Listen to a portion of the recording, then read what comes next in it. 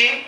আপনারা জানেন সরকারি হাসপাতালে ভাড়া এবং বিনা ভাড়ার রোগীর রেশিও হলো 60-40, মানে 40% রোগীকে আমরা বিনা ভাড়ায় রাখতে পারি, 60% রোগীকে ভাড়া দিয়ে থাকতে হয়। অনেক ক্যান্সার রোগী, আপনি জানেন আজকে ক্যান্সার ইনস্টিটিউটের বারান্দায় অন্তত সন্ধ্যার পরে যাবেন 50-60টা রোগী হয়তো শুয়ে আছে কাঁথা বালিশ নিয়ে, ভর্তি হতে পারে নাই, থাকার জায়গা বাইরে নাই, অথবা ভাড়া বিছানা হয়তো খালি আছে, তার ওই ভাড়াটা দেওয়ার সামর্থ্য নাই। এই জন্য আমার প্রস্তাব না, ইনশাআল্লাহ আমরা সবাই একমত হবেন, আমাদের সবার প্রস্তাব যে ক্যান্সার রোগীর বেলায় ব্যতিক্রম করে একটা বিশেষ ব্যবস্থায় বেডগুলোর ক্ষেত্রে 80% রোগীকে ফ্রি বেড হিসাবে রাখার জন্য, আর 20% কে পেইং বেড, আর সরকারের যে রেভিনিউ কালেকশনের জন্য প্রচুর কেবিন করে দেওয়া হোক। কেবিনগুলো থেকে আমরা ভালো সার্ভিস দিতে পারলে সেখানে সচ্ছল রোগীরা কেবিনে থাকবে, কেবিন থেকে আমরা রেভিনিউ পাবো, আর 20% বেড থাকলো, বাকি 80% ক্যান্সারের জন্য যে নির্ধারিত বেডগুলা 80% ফ্রি করা হোক। আর একটি দাবি আমরা এখানে করছি, অনেকেই হয়তো বলতে পারেন যে উচ্চাশা বা অতিরিক্ত চাপ, আসলে তা বলবো না, আমি পার্শ্ববর্তী দেশের উদাহরণটাই আরেকবার দেই। সেটা হলো ক্যান্সার সহ আরো দুই একটা বিশেষ রোগীর জন্য চিকিৎসার জন্য যখন যাতায়াত করবে দেশের মধ্যে একটা রোগী, একজন সঙ্গী সহ 50% দিয়ে তার রেলপথ সড়ক পথে যাতায়াত করতে পারবে।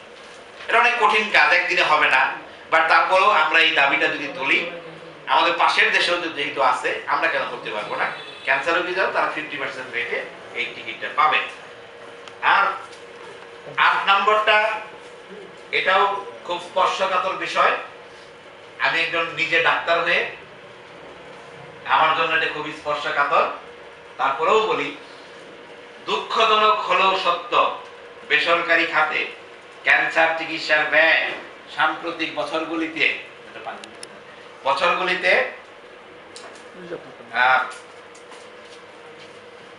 লাগামহীন ভাবে বেড়ে চলছে। যেটা লিখি নাই সেটা হলো অমানবিক ভাবে বেড়ে চলছে। ক্যান্সার চিকিৎসার প্রধান 3টি পদ্ধতি হলো সার্জারি বা অপারেশন, কেমোথেরাপি, রেডিওথেরাপি। আমি আগে সার্জারির কথা বলি, 8 নম্বর ধারাটি হলো সার্জারি। কয়েক বছর আগেও ঢাকা শহরে কোন ছোটখাটো একাধিক ক্যান্সার সেন্টারে ব্রেস্ট ক্যান্সার সহ মেজর ক্যান্সারের অপারেশন ওষুধপত্র ছাড়া 15,000 টাকায় করার সিস্টেম চালু ছিল। মাত্র 6-7 বছরের ব্যবধানে 60,000, 70,000, 1 লাখ টাকা পর্যন্ত এই অপারেশন করতে দরকার হয়। এখানে যারা হাসপাতাল পরিচালনা করেন তাদেরও যেমন খরচ বেড়ে গেছে বা নানান অনেক ধরনের যুক্তি আছে, তারা বাড়িয়ে দিচ্ছেন। ডাক্তার যারা থাকেন, টিম বা অন্যান্য কর্মকর্তা যারা পেশা যারা থাকেন, এখানে আমরা মনে করি যে কোনোভাবেই এই যে গরিব রোগীদের জন্য যে সমস্ত যদি একটা অপশন না থাকে, যারা জেনারেল বেডে থাকবে তাদের জন্য 15,000 এখন সম্ভব না হোক, 25-30 হাজার টাকায়। আমার পাশে 2জন সার্জন আছেন, 2জন কোয়ালিফাইড। আমি অনেক রোগী তারা তাদের পাঠায় দিলে, বলে দিলে ওই 25-30 হাজার টাকার মধ্যে তারা করে দেন। তাহলে কেন সম্ভব না? কেন 60,000, 70,000, 80,000? কেন?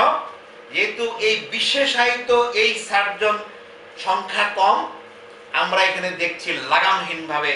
আপনি জানেন যে শরীরের 2-1টা জায়গার ক্যান্সার, অর্গানের ক্যান্সার, 2.5 থেকে 3 লক্ষ টাকা খরচ হয় অপারেশন করতে এই বাংলাদেশে।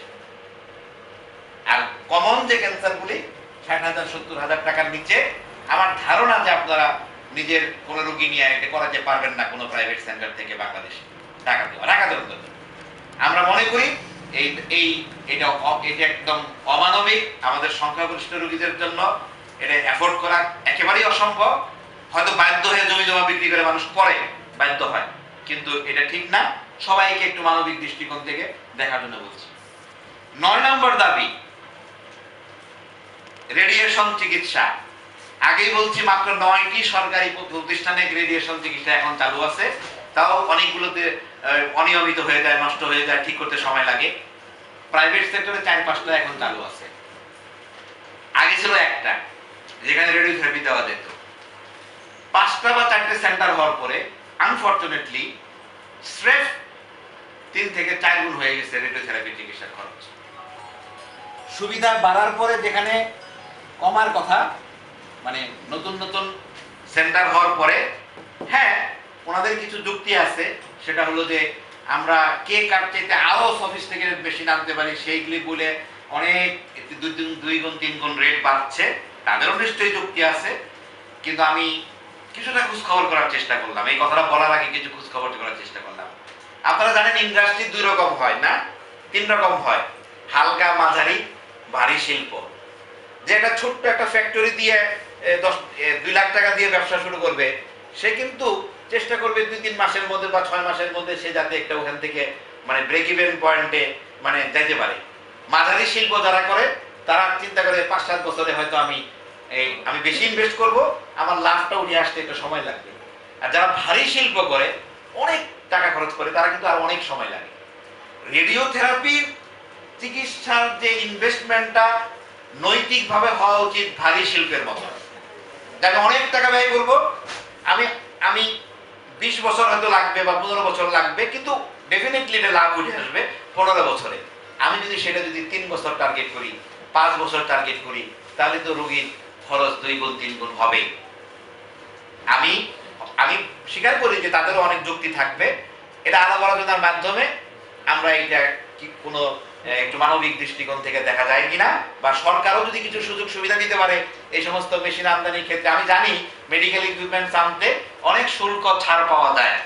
আমার কথা হলো যে বড় বড় হাসপাতালগুলোতে জনগণের সবার যেটা অধিকার, যে ট্যাক্সটা বা ডিউটি যেটাকে মওকুফ করা হলো, সেটা কেন শুধু বড় লোক রোগীরা পাবে, সেটা কেন গরিব রোগীরা পাবে না? সেই প্রসঙ্গে আমার এটা বলতে চাই যে অন্তত 10%, এটা হয়তো লিখতে ভুল করে গেছিলাম, কিন্তু আজকে আপনাদের এই দাবিটা এই জায়গাতেই আমি সবগুলো মিলে যোগ করতে চাই। যত বেসরকারি ক্যান্সার সেন্টার আছে তারা সচ্ছল লোকদের কাছ থেকে অবশ্যই ওইভাবে নিবেন, অন্তত 10% বেড এবং চিকিৎসা সুবিধা, অনেকে ভর্তি করা লাগে না, রেডিওথেরাপি নিয়ে যায়। সর্বক্ষেত্রে 10% রোগীর ফ্রি, ক্যান্সার রোগীদের ফ্রি চিকিৎসার ব্যবস্থা সরকারিভাবে, এরকম একটা অব্লিগেশন আছে, কিন্তু কেউ এটা পরোয়া করে না। আমরা মনে করি যে সবাইকে 10% রোগীদের ফ্রি চিকিৎসা দেওয়া উচিত। তাইলে অন্তত যেহেতু যে সুবিধাটা তারা পাচ্ছে সেটা গরিব ধনী সবার কাছ থেকেই পাচ্ছে, গরিব রোগীদের একটু চিকিৎসা সুবিধা থাকবে। আর 10 নম্বরটা হলো একই রকম কেমোথেরাপি। আপনারা জানেন ওষুধ কিনতে কিনতে এই 6 সাইকেল, কারো বেলায় হয়তো আরো বেশি লাগে, এই ওষুধ কিনতে কিনতে অনেক মধ্যবিত্ত, নিম্ন মধ্যবিত্ত রোগী, জানেন অনেক মধ্যবিত্ত রোগী যারা মোটামুটি সচ্ছল, প্রাচুর্য না থাকলেও সচ্ছল ভাবে চলে যাচ্ছে, হঠাৎ ক্যান্সারে আক্রান্ত হওয়ার পরে পুরো ফ্যামিলি একদম পর্যদস্ত হয়ে যাচ্ছে। তো আমরা তার অন্যতম একটা কারণ যে ক্যান্সারের কেমোথেরাপি ড্রাগগুলো যেহেতু বিদেশ থেকে আমদানি করা এবং ওগুলো রিসার্চ প্রজেক্ট, রিসার্চ প্রোডাক্ট, এইগুলো অনেক দাম। অনেক ওষুধ আমাদের দেশে 2 লাখ 2.5 লাখ টাকা একটা ডোজে এখনো কিনতে হয়, 1.5 লাখ 2 লাখ টাকা দামের ওষুধ এখনো আছে। তো আমার কথা হলো সরকার যদি এরকম একটা পলিসি নেয় যে দেশেই যাতে এই ওষুধগুলোর প্রোডাকশন দেওয়া যায়, প্রডিউস করা যায়, এবং দামটাকে নাগালের মধ্যে রাখা যায় এবং গুণগত মানটা বজায় রেখে, এটা গুণগত মানটা বজায় রাখা খুব জরুরি। আমি মনে করি ওষুধ ম্যানুফ্যাকচারার তাদেরই হওয়া উচিত যাদের নৈতিক ভিত্তিটা ঠিক আছে। যারা ব্যবসা করে কিন্তু নানান জায়গায় একটু ফটকাবাজি করে, তাদেরকে ওষুধ, এই ধরনের ক্যান্সারের ওষুধ বানানোর চাইতে আমার মনে করি যারা একটু রেপুটেশন আছে সেই সমস্ত কোম্পানিকে সরকার একটু সুবিধা দিতে পারে, যাতে তারা কম খরচে এই দেশেই প্রোডাকশন দিল।